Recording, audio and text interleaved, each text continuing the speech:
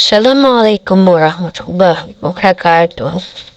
Saudara-saudaraku kaum muslimin yang dirahmati oleh Allah, marilah kita sama-sama mendengar cuplikan ceramah dari Syekh Ali Jabir.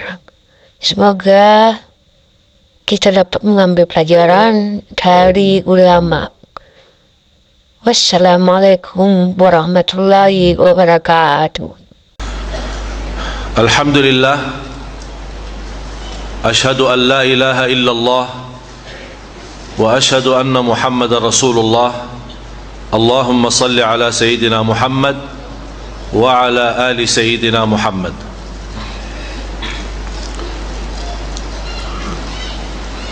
Selalu kita bersyukur kepada Allah Subhanahu wa taala atas banyak nikmat, dan menurut saya Allah terlalu baik sama kita kalau boleh bahasa ini. Kalau ada lebih tinggi daripada Allah Maha Baik, dan kebaikannya Allah sama kita tidak ada batasnya. Tapi manusia yang sangat zalim dan sangat kafir, manusia yang sangat bodoh dan sangat jahil, manusia tidak mengerti bagaimana cara yang terbaik untuk membalas kebaikan Allah yang tanpa batas. Wa in ta'uddu ni'matallahi la tuhsuha.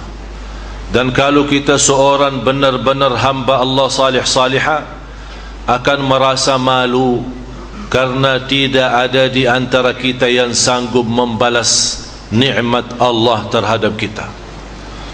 Yang semestinya dengan malu kita, haya kita, sebagaimana bersabda Rasulullah sallallahu alaihi wasallam, wal haya'u minal iman. Haya itu, malu itu sebagian daripada iman. Kalau orang tidak pernah ada rasa malu, artinya rasa malu terhadap Allah karena banyak kekurangannya. Rasa malu terhadap orang lain karena dia belum mampu menjadi berguna bagi orang lain, dan dia malu terhadap dosa dan kesalahan yang dia lakukan sengaja maupun tidak sengaja. Dosa terang-terangan maupun sembunyi. Jadi selama kita merasa ada rasa malu timbul dari hati, itu tanda iman.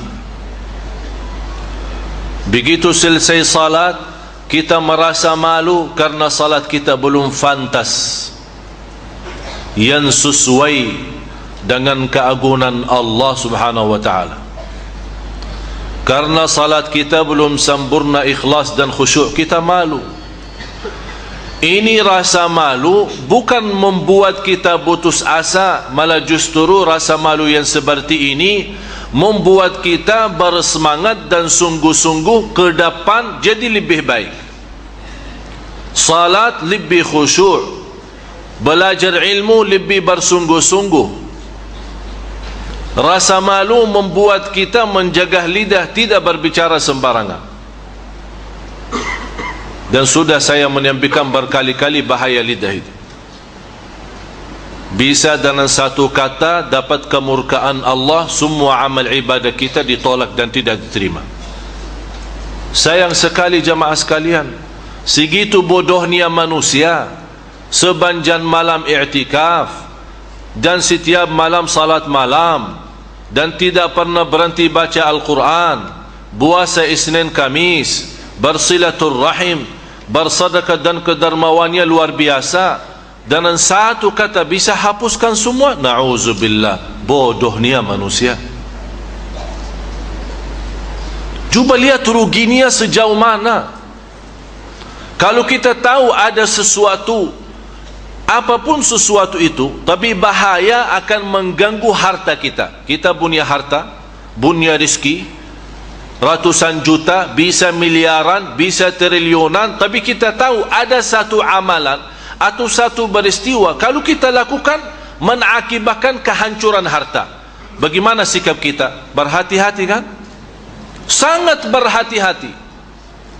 Tapi kenapa kita tidak sangat berhati-hati dalam hal iman kita? Jangan sampai iman kita habis, jangan sampai iman kita terhapus, jangan amal ibadah kita yang selama ini sebagaimana bersabda Rasulullah, seorang salat 60 tahun, habis 60 tahun malah ternyata tidak ada satu pun yang diterima Allah. Na'udzubillah. Ini yang harus kita tanamkan rasa malu, agar kita bisa memperbaiki ibadah, memohon rahmat dan memohon petunjuk Allah Subhanahu wa taala. Karena kita merasa dunia kita, kalau berusaha di dunia, tambah target, tambah berhati-hati, tambah menjaga dunia kita, di ujung-ujungnya kita rugi, kita juga merasa takut rugikan dunia. Apalagi kalau di akhirat, dan rugi di akhirat sebagaimana firman Allah, dzalika huwal khusranul mubin, kerugian akhirat jauh lebih besar dan nyata. Dan kalau menurut saya anda merasa kerugian dunia masih bisa diatasi, besok, lusa, bulan depan, tahun depan, insya-Allah dalam perjuangan kita yang sungguh-sungguh bisa kita perbaiki. Tapi kalau rugi akhirat, apa yang bisa kembalikan lagi?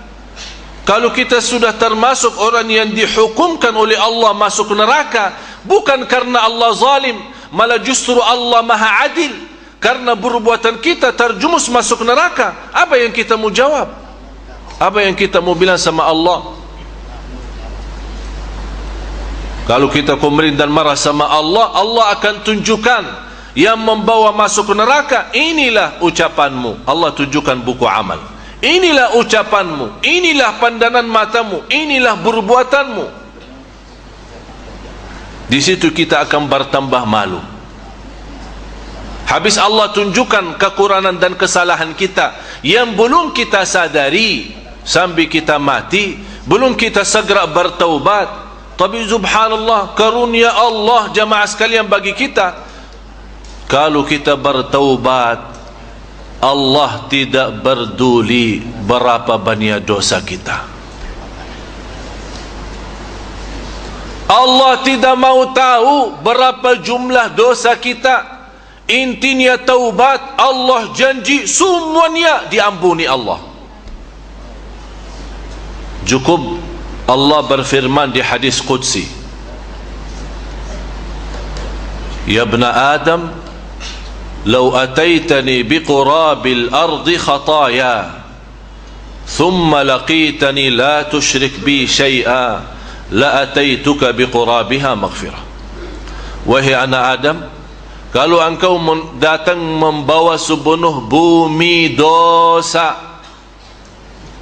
Waktu saya baca hadis ini, hadis qudsi, saya mau bayangkan manusia yang bisa punya dosa sepenuh bumi, tidak bisa terbayang.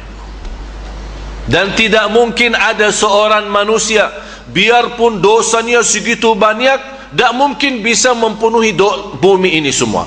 Bumi ini luas, belum tentu dosa semua manusia mengisi bumi semua.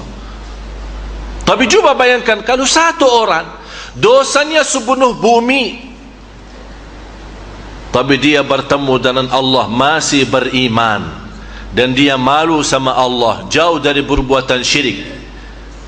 Allah janji, la ataituka biqurabiha maghfirah, yang dosa yang menjadi sepenuh bumi aku ganti menjadi ampunan semua. Semua diampuni Allah Subhanahu wa ta'ala. Segitu murahnya Allah dan segitu lembutnya Allah, dan terlalu gampang soal ampunan dosa bagi Allah. Sangat mudah. Malah justru kalau kita punya dosa dan salah, Allah masih bertahan, tidak menghukumkan kita. Begitu kita punya kebaikan, Allah segera mencetak kebaikan kita. Termasuk dosa, kalau kita laku dosa, Allah menghentikan malaikat. Malaikat kan ada malaikat nulis kan dosa kita. Allah henti, stop dulu, jangan ditulis. Barangkali dia sadar, malu, taubat. Sampai ada ulama menjelaskan, sampai dikasih 1 hari kesempatan. Kalau sudah lewat 1 hari belum dia bertaubat dan rasa malu dan sadar, Allah perintahkan, udah tuliskan dosanya. Begitu kita besok, kita baru ingat dosa kemarin, kita langsung beristighfar dan taubat, Allah langsung perintahkan, hapuskan. Segitu gampang bagi Allah ampunan dosa itu. Jadi jamaah sekalian yang dimuliakan Allah subhanahu wa ta'ala, jadi seberapapun dosa dan kekurangan kita harus kita akui. Itu yang paling penting. Ini yang pertama. Dalam hal taubat dari dosa maksiat, yang paling utama harus kita akui.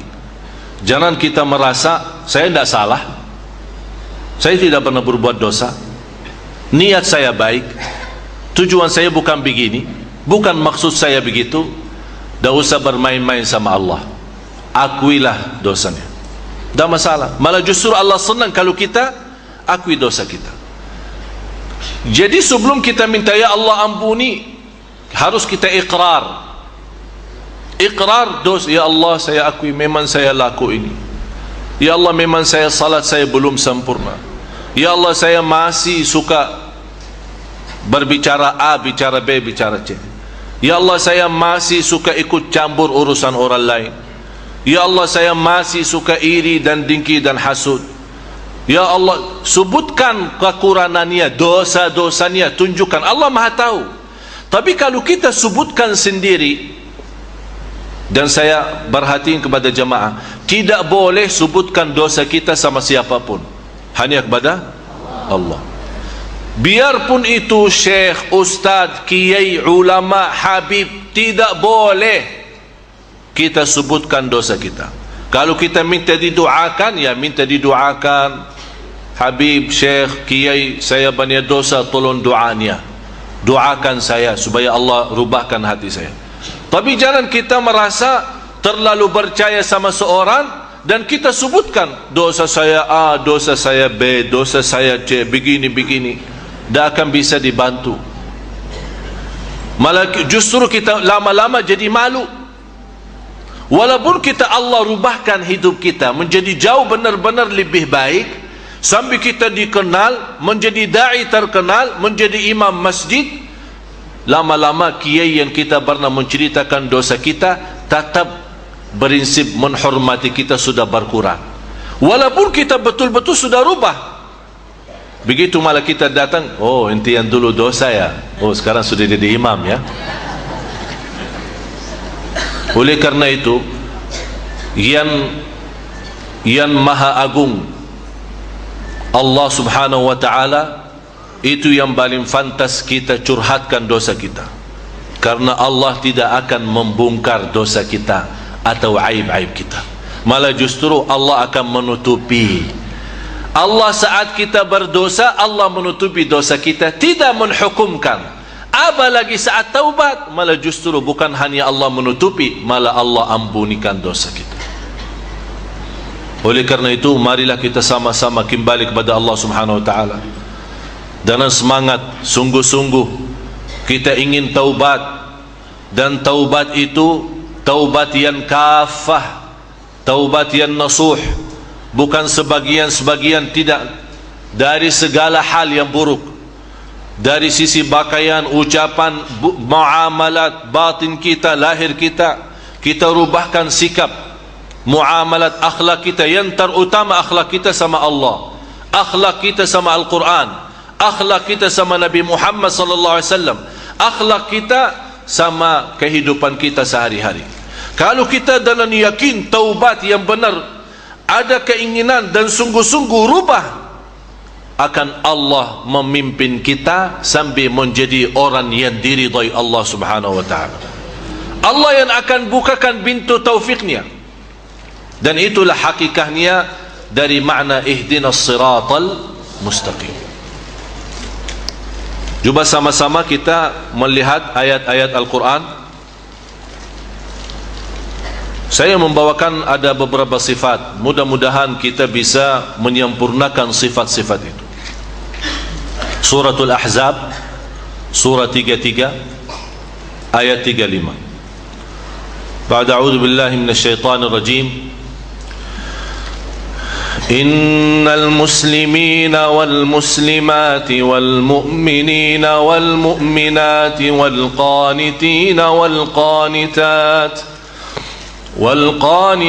والقانتات والصادقين والصادقات والصابرين والصابرات والخاشعين والخاشعات والمتصدقين والمتصدقات والصائمين والصائمات والحافظين فروجهم والحافظات والذاكرين الله كثيرا والذاكرات أعد الله لهم مغفرة وأجرا عظيما. صدق الله العظيم.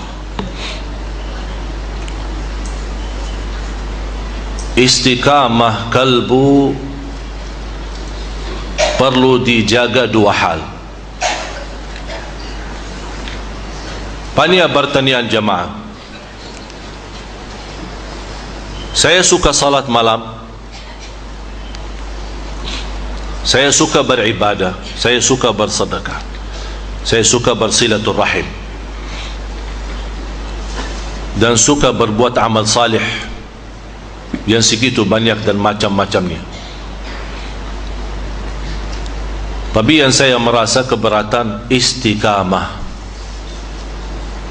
Teruskan menjaga. Saya ingin bunya amal atau seluruh amalan salih yang saya laksanakan, saya ingin sekali tidak ada hentinya, dan seterusnya sampai akhir hayat. Malah saya punya keinginan setiap hari lewat dari umur saya bertambah lebih baik, sampai di ujung akhir hayat benar-benar mendapatkan istimewa husnul khatimah. Jadi istiqamah itu sebenarnya bermasalahan bukan untuk bapa ibu saja. Ini istiqamah bermasalahan juga ulama. Malah sahabat Rasulullah sallallahu alaihi wasallam, sebagaimana seorang datang kepada Rasulullah sallallahu alaihi wasallam minta wasiat, minta nasihat, tolong nasihatin saya ya Rasulullah. Rasulullah SAW menwasiatkan beriman kepada Allah dan istiqamah. Maksudnya istiqamah, jaga iman itu, karena iman istilahnya naik turun. Maksudnya Rasul istiqamah atas iman artinya anda berusaha menjaga iman selalu naik, jangan sampai turun. Kalau memang tidak bisa menaikkan iman, paling tidak jadikan iman stabil, jangan sampai turun. Stop, udah. Kalau memang tidak bisa naik, jangan sampai. Karena semakin turunnya iman, ya semakin banyak masalah. Di antaranya masalah ibadah kita. Jadi yang membantu kita istiqamah untuk menjaga amal salih kita, agar hati kita selalu merasa tenang, selalu merasa nikmat, selalu merasa nyaman, hati kita merasa bahagia, ada dua hal. Yang pertama, menjaga kalbu, mencintai Allah, dan tidak ada sesuatu yang lebih utama daripada Allah.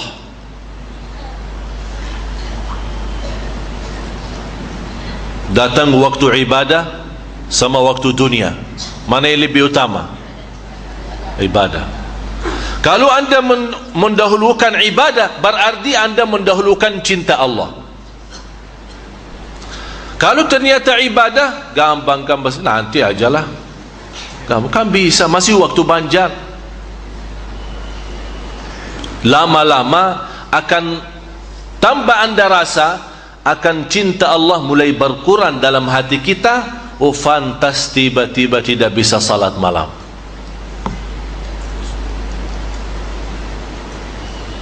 Jadi yang terutama dalam hati kita adalah cinta Allah. Yang kedua, dalam hati kita mengagungkan perintah-perintah Allah.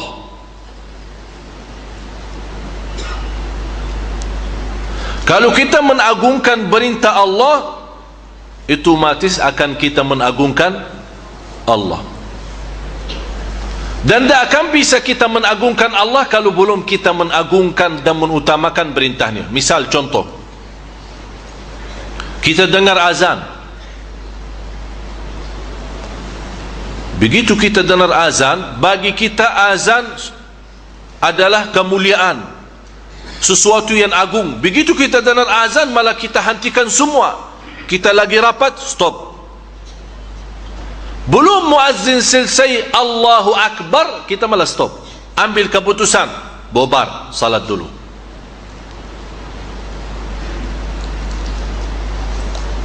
Saya kemarin, tadi malam baru pulang dari kota Lampung. Saya bertemu di sana satu perusahaan, subhanallah, luar biasa. Dan saya yakin orangnya itu sukses pasti karena perbuatannya.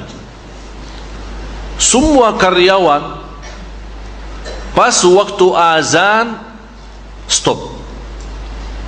Malah dia buat sistem di dalam dia punya sistem komputer.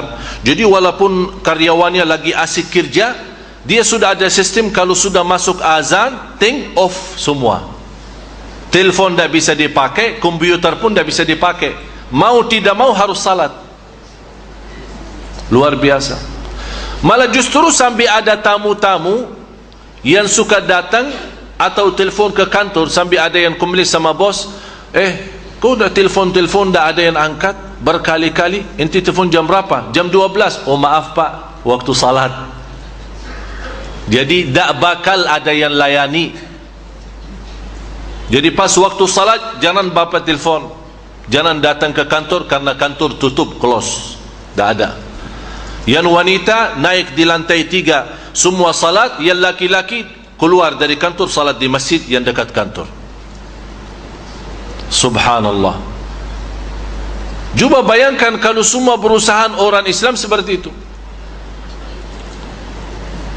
Saya yakin akan sukses. Biarpun manusia tak senang, cukup Allah yang senang. Dan kalau Allah senang, Allah akan tunjukkan bagaimana yang namanya rizki yang tanpa hitung-hitungan. Bagaimana akan Allah limpahkan rizki? Karena bagaimana gampangnya Allah mengampuni dosa, dan juga gampangnya Allah memberi rizki. Kalau soal rizki, terlalu gampang bagi Allah membagi rizki, tidak keberatan. Apalagi terhadap seorang yang Allah sudah senang sama dia. Allahu Akbar, luar biasa. Kalau Allah ridha, jamaah sekalian, yang saya selalu sampaikan, semuanya beres. Yang penting Allah ridha. Jadi harus kita tanamkan dan membiasakan diri supaya kita bisa mudah istiqamah. Kita menjadi orang mengagungkan perintah Allah dan mengagungkan larangan Allah. Jadi kalau ada perintah, bukan hanya sami'na wa ata'na, tapi masih duduk di tempat. Sami'na wa ata'na dan bangkit, bergerak untuk menuju perintah Allah subhanahu wa ta'ala. Begitu juga ada larangan, kita langsung bangkit, sami'na wa ata'na, menjauhkan diri dari larangan. Kalau sudah terbiasa seperti ini, anda sendiri akan merasa kualitas iman semakin banyak dan semakin naik. Kalau iman sudah semakin naik, subhanallah jemaah sekalian, baru akan anda terasa, ya Allah, salat saya enak. Padahal saya sudah lama salat, tapi kok sekarang mulai enak. Tahu kadang-kadang kita makan enak, nikmat, sedap ya. Kita makan sedap katanya, enak. Tapi karena enaknya itu, walaupun kita sudah kenyang masih ingin tambah lagi. Kalau bukan rasa malu karena banyak orang, ini orang tambah-tambah terus, malah kita ingin tambah lagi, saking enaknya. Sama dalam rasa enak makanan, ada juga enaknya salat.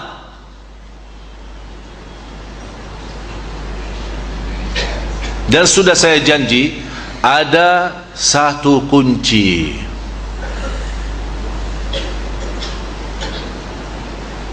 Saya simpan, dan saya simpan dalam satu amplop khusus yang menjadi insya-Allah bersiapan menjadi hadiah untuk jamaah sekalian. Apa itu? Ya, apa yang di dalam amplop itu? Ada kunci.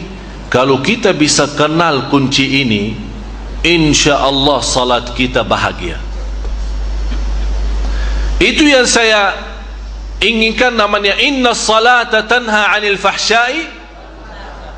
Bagaimana saatnya salat kita memimpin menjaga dari fahsya dan munkar? Kalau salat kita belum mampu menjaga fahsya dan munkar, mohon maaf, kita belum salat.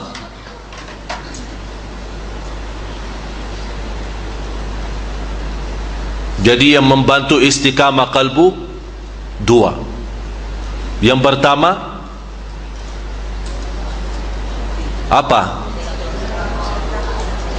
Dalam hati mendahulukan segala sesuatu demi cinta Allah, mendahulukan perintah Allah, mengagungkan Allah. Tidak ada yang lebih utama daripada Allah, tidak ada yang lebih utama daripada Rasulullah, tidak ada yang lebih utama daripada iman, Islam, masjid, salat. Yang lain-lain gampang bisa diurus. Utamakan ini, Allah yang uruskan yang lain. Kalau kita sibuk urus yang lain, hancur ini dan hancur yang lain. Yang kedua, biasakan diri mengagungkan perintah Allah. Sami'na wa ata'na. Cuba kita sama-sama dibacain, Ustaz Farouk.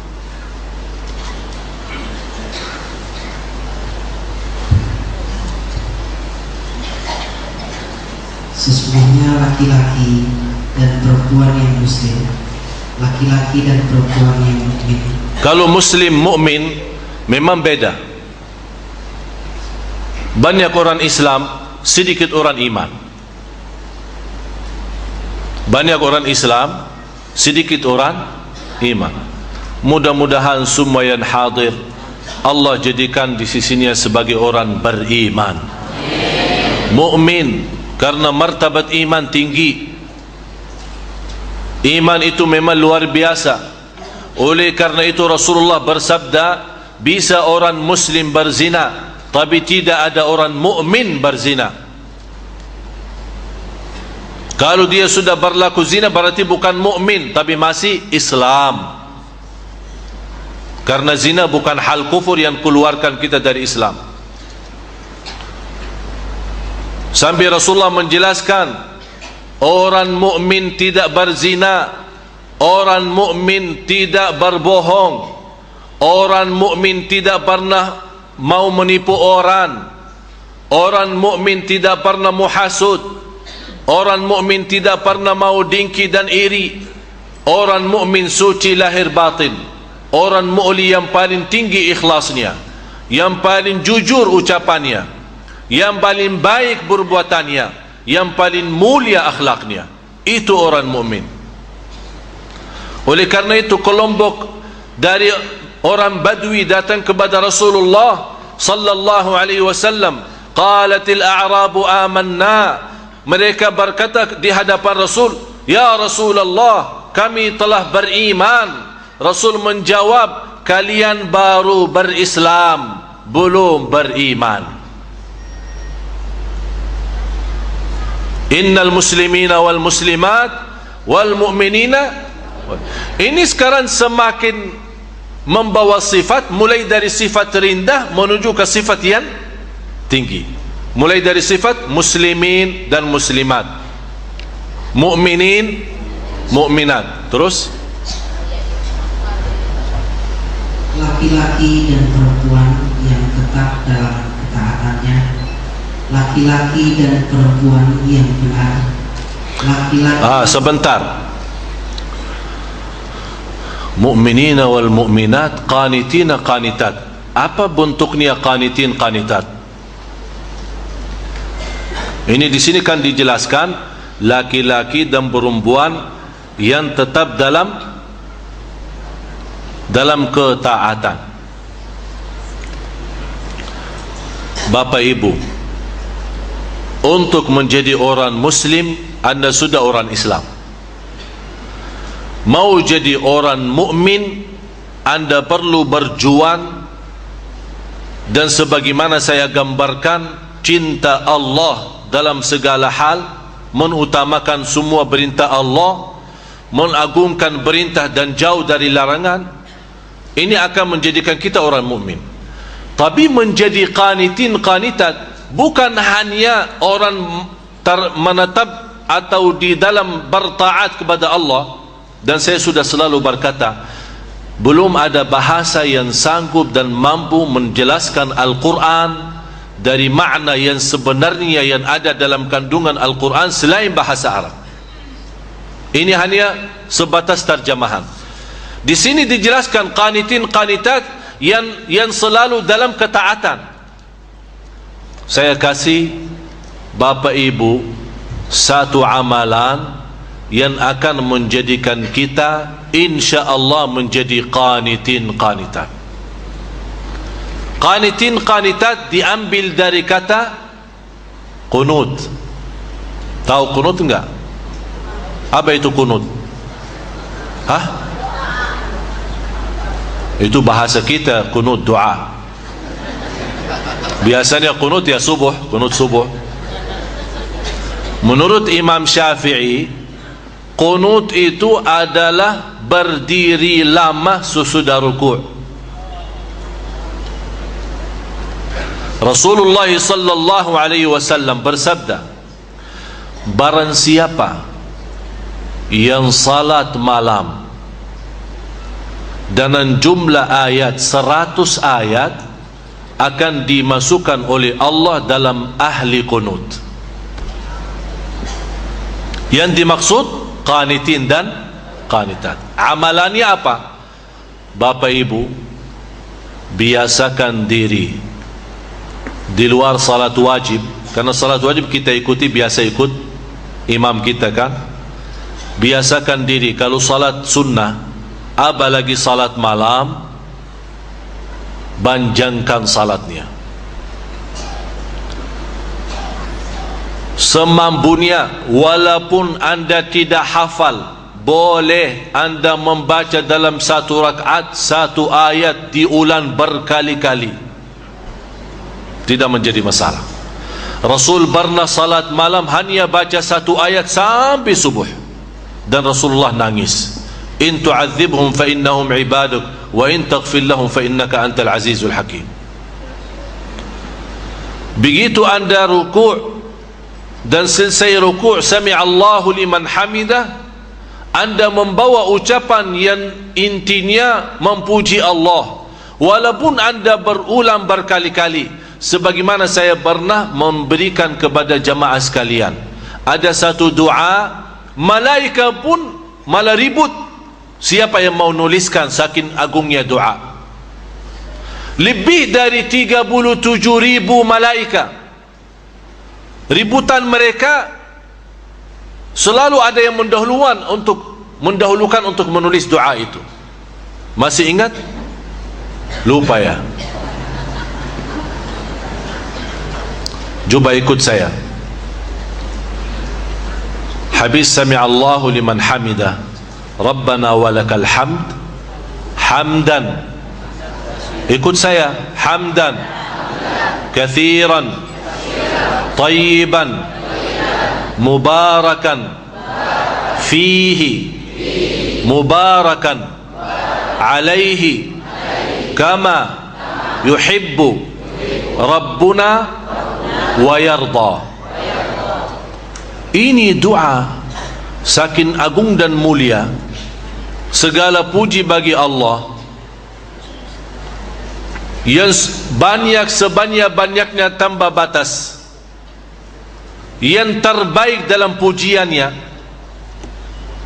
dan yang penuh barakah dalam pujian itu, dan sesuai apa yang dicintai Allah dan apa yang diridai Allah. Dan insyaAllah hari Rabu,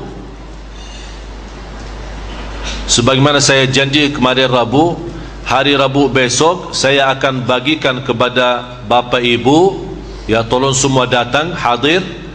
Saya akan bagikan sebuah doa yang insya-Allah akan melindungi kita. Ini ada ayat sama zikir sama doa yang melindungi kita dari hati yang iri, dari hasud, dari dengki, dari kejahatan orang, dari sihir, dari godaan syaitan. Kalau ada orang sakit hati mau bikin macam-macam gangguan atau apa, insya-Allah dengan amalan ini akan Allah lindungi. Jangan takut. Biarpun semua syaitan di seluruh Indonesia berkumpul untuk menggoda kita, jangan takut. Ini luar biasa amalan itu. Insya-Allah saya akan tuliskan, saya susunkan ayat-ayatnya, doa-doanya, zikir-zikirnya, sama makna-makna bahasa Indonesianya, bahasa Latin, supaya Bapak Ibu mudah baca. Ini tolong dijaga. Begitu anda jaga dan anda amalkan, yang paling sakit hati syaitan, karena dia sudah tidak punya jalur kepada kita. Oh, sudah tertutup. Ini gara-gara Syekh Madinah ini. Ya, karena setan suka goda. Dia tidak akan berhenti menggoda kita sampai akhir hayat. Tapi dengan amalan ini, insya-Allah Bapak Ibu serta keluarga dalam lindungan Allah. Dan insya-Allah saya akan di dalam doa itu, di luar amalan itu, saya akan tambah doa ini ya, yang baru saya bacakan. Ya, nanti saya akan tuliskan, susunkan, supaya insya-Allah anda bisa amalkan dan bisa hafal. Siap? Berapa mau bayar?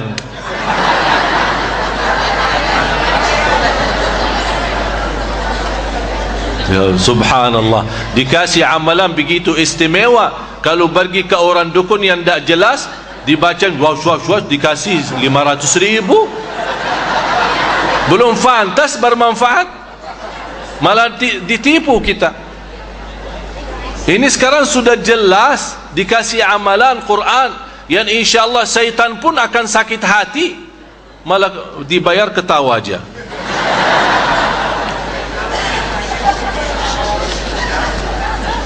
Jadi qanitin qanitat, mulai malam ini Bapak Ibu usahakan anda punya salat malam yang panjang. Kalau bisa 100 ayat. Walaupun anda belum hafal atau belum bisa baca dari Al-Quran, boleh. Kalau anda mau salat malam, kalau anda merasa lancar bacaannya, silahkan megang Quran dan baca dalam salat, tidak masalah, boleh. Atau bawa Al-Quran yang besar, karena ada apa namanya, ada macam tendaran atau sandaran yang tinggi, ya, bisa kita simpan Al-Quran terus kita baca. Begitu kita ingin mau banjal lagi, tidak masalah, kita pindahin halamannya. Ini gerakan di sini bukan membatal salat, karena gerakan di sini tujuannya untuk salat sendiri. Yang namanya gerakan yang membatal salat, ya kalau lagi salat menerima telepon, ya halo maaf saya lagi salat pak ya itu namanya gerakan. Itu yang batal salat. Tapi kalau sebatas kita membindahin halaman Quran karena kita ingin mau salat, boleh-boleh 1 rakaat 1 juz. Apa keberatannya? Ini masalahnya tidak akan jadi sekaligus ya. Jadi kalau kita ingin, ya Allah kapan saya bisa 1 rakaat? Khalifah Harun al-Rashid dalam 1 hari dan 1 malam 100 rakaat, sunnahnya belum wajib. Jumlah salat sunnah 100 rakaat. Dia khalifah, pemimpin. Fantas mereka bisa membawa umat Islam maju. Oleh karena itu jamaah sekalian, masalah salat malam Anda ingin menjadi salat malam yang banjan supaya kita termasuk qanitin qanitat, tahap sedikit demi sedikit. Jangan langsung malam ini habis anda mendengar ceramah, ya Allah saya merasa hari ini Syekh Ali suntuk iman saya, wih semangat. Begitu pulang ke rumah 1 rakaat 1 juz, habis itu binsang malah. Jangan begitu. Semangat boleh, tapi aturkan pelan-pelan. Bagus, kita punya semangat bagus, tapi aturkan semangatnya sedikit demi sedikit. Allah tahu niat kita. InsyaAllah sedikit tapi nikmat, enak. Allah tahu jauh lebih besar dari banjan-banjan, tapi malah kita pusing, tidak tahan lama. Ya. Jadi boleh saat kita salat malam megang Quran. Kalau kita ada Quran kecil atau Quran besar kita taruh di depan mata kita, kita boleh baca. Terus pindahin sedikit demi sedikit sampai kita merasa puas membaca banjan. Begitu kita sami Allah hamid rabbana walakal hamd, membaca doa yang saya tadi sampaikan berkali-kali, malaika malah meribut malaika siapa yang menulis, saking agungnya doa ini. Cuba bayangkan, kalau malaika ribut menuliskan doa ini, berarti ini tanda doa itu sangat istimewa di sisi Allah Subhanahu wa taala.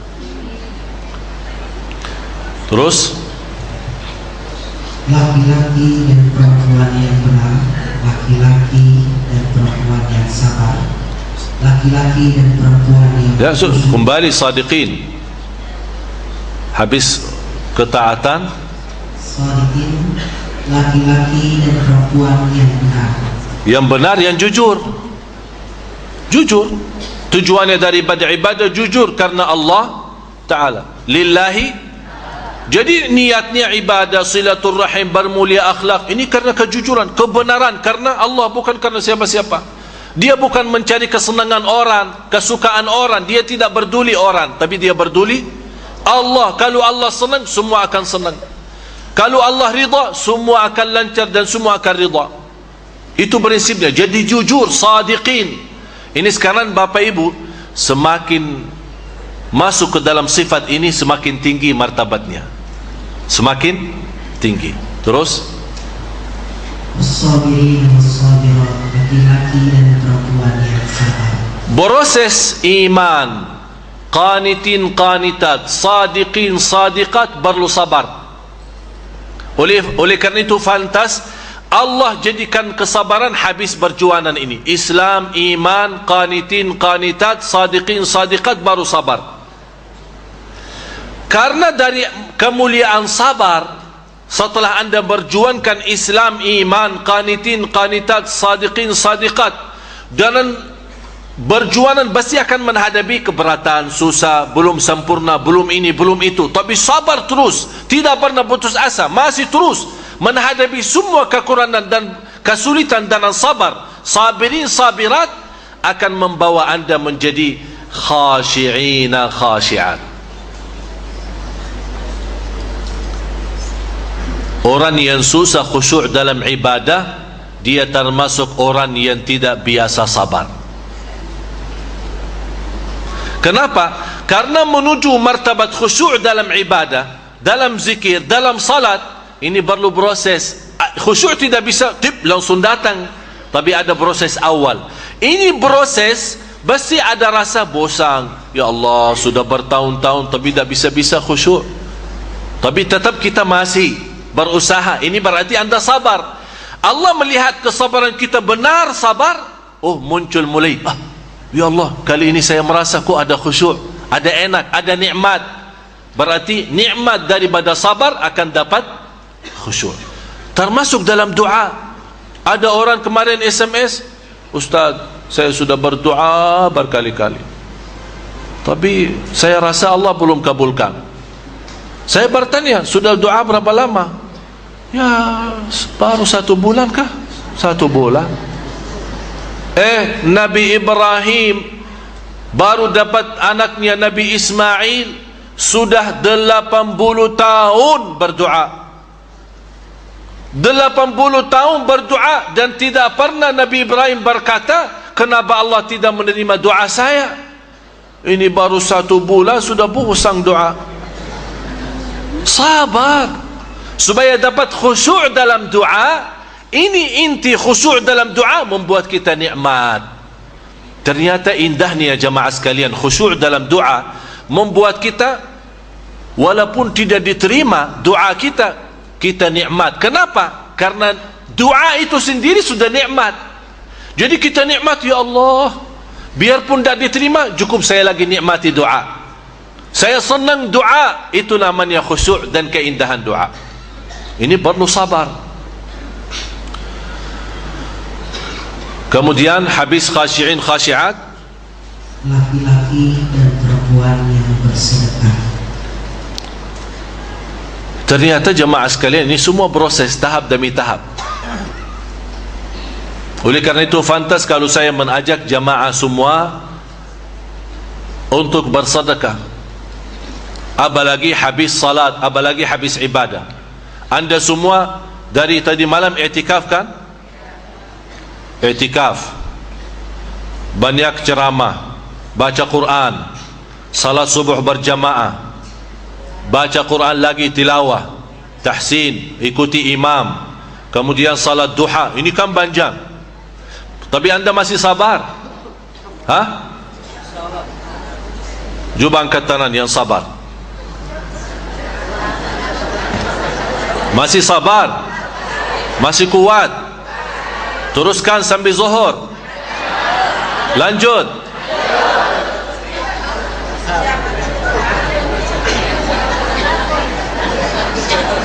Tanda anda sabar, ya, tanda anda sabar, ya. Saya lihat dengan mata sendiri. Tanda anda sabar, alhamdulillah, masih anda bertahan, tidak pulang. Biarpun sambil mendengar ceramah tidur, tidak mendengar apa-apa, pokoknya masih bertahan di tempat. Alhamdulillah. Ini sekarang kita sabar dari semalam. Ada yang datang subuh. Ini kan lumayan panjang. Bukan sama saya saja, ada yang tadi malam kita dengar ceramah, ada ini, ada itu. Karena kesabaran kita luar biasa, mudah-mudahan kita semua menjadi ahli sabar dalam ibadah. Dan dengan keberkahan sabar kita menjadi ahli khusyuk yang diterima Allah subhanahu wa ta'ala. Ini fantasnya kita tutupi majlis kita dengan sedekah. Fantas. Kenapa? Mudah-mudahan dengan susunan ayat ini Allah sebutkan wal mutasaddiqina wal mutasaddiqat, termasuk orang yang Allah janjiin dalam Al-Quran, a'addallahu lahum, Allah janjikan ampunan segala dosanya, wa ajran azima, dan pahala yang sangat agung.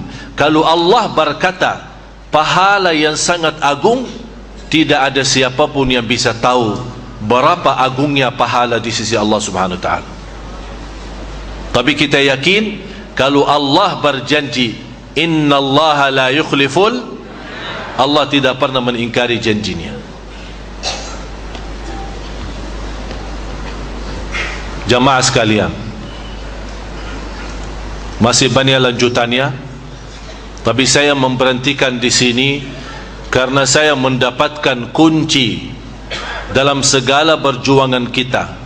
Islam, iman, kemudian qanitin qanitat, sadiqin sadiqat, sabirin sabirat, khashi'in khashi'at. Fantas kita menutupi dengan kesabaran atau dengan bersedekah.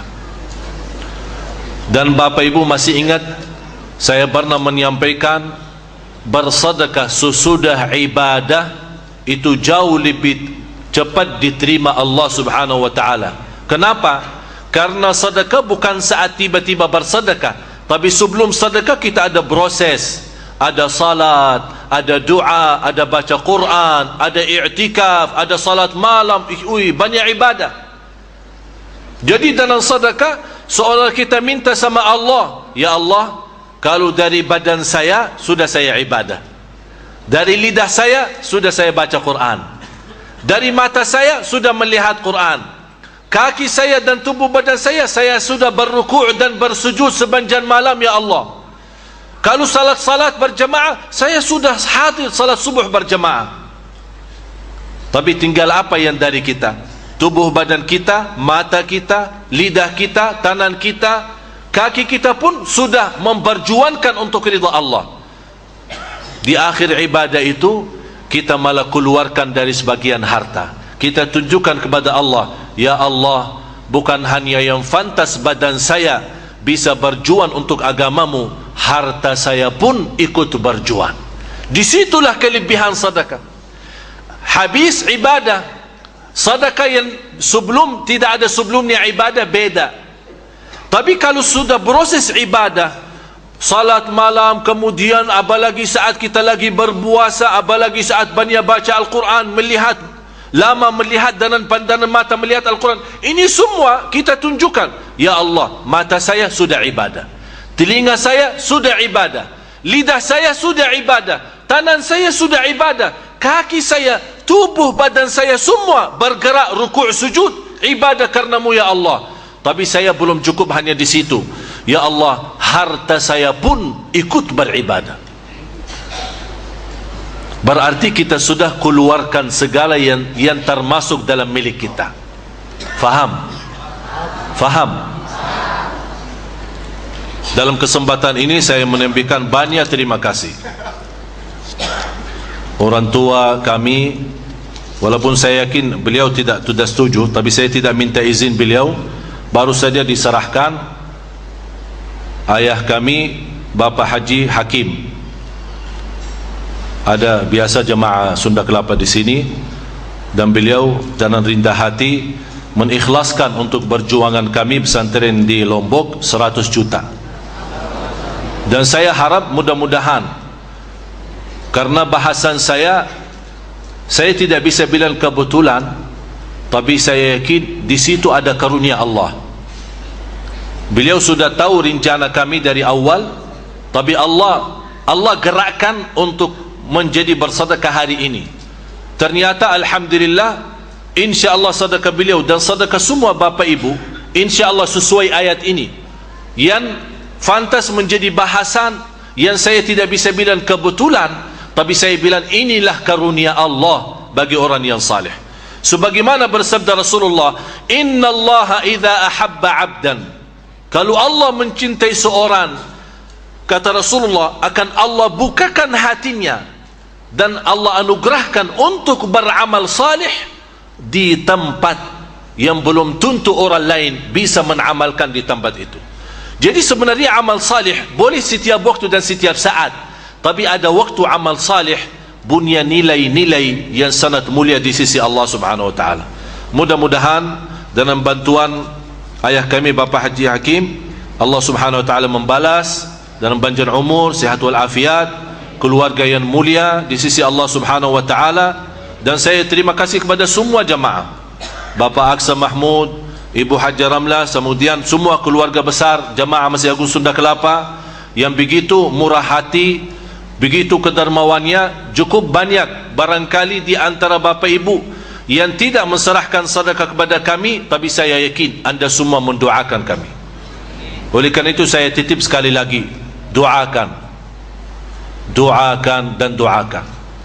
Dan sebelum kita menutupi doa, saya mengajak semua yang hadir, tanpa kecuali semua yang hadir, tidak ada yang tidak, marilah kita sama-sama supaya kita mendapatkan berkah pengajian kita di duha hari ini, salat duha kita, subuh kita, salat malam kita, i'tikaf kita, baca Al-Quran kita, semuanya insyaallah menjadi muslimin, muslimat, mu'minin, mu'minat, qanitin, qanitat, sadiqin, sadiqat, khashi'in, khashi'at, dan juga termasuk orang-orang yang ahli sedekah, apalagi habis menselesaikan ibadah yang segitu mulia di sisi Allah Subhanahu wa taala.